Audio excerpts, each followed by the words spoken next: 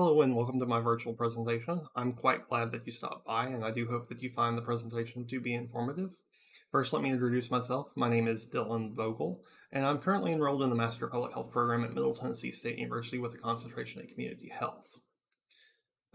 With my introduction complete, let's begin with a quick introduction to HIV, and then we'll move into the presentation itself.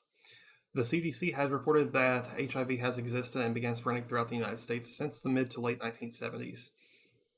Given the cultural and political dynamics throughout the United States, it is important to understand spatial trends in HIV incidence if we wish to reduce the spread throughout the population.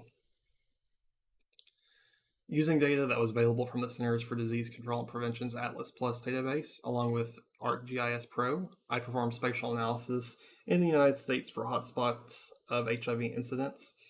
Additionally, I looked at the poverty distribution using the 5-year average poverty rate as of 2018.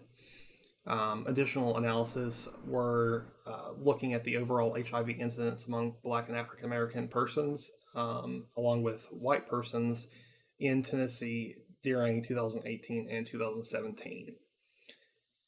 Looking at the hotspot analysis located in the bottom middle of the screen and middle right portions of the screen, it becomes quite apparent that the southern region in the United States appears to be disproportionately affected by both poverty and HIV incidence.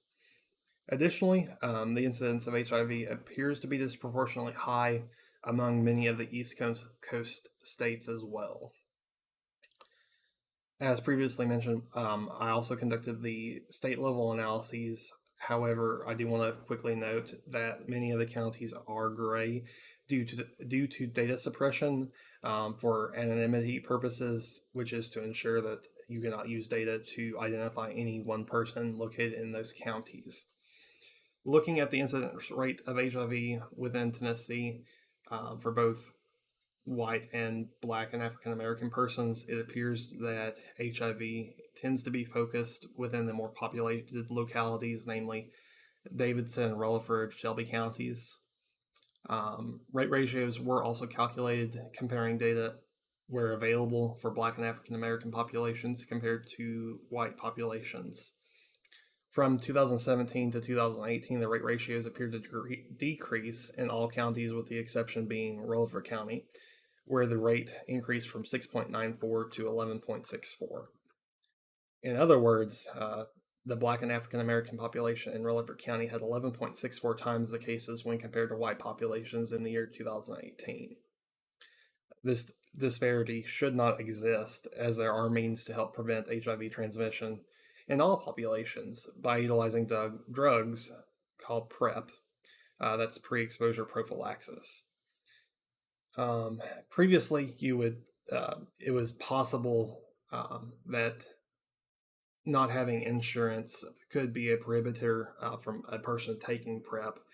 PBS stated that the cost of a 30-day supply of PrEP medication could be between $1,600 and $2,000 if you did not have insurance.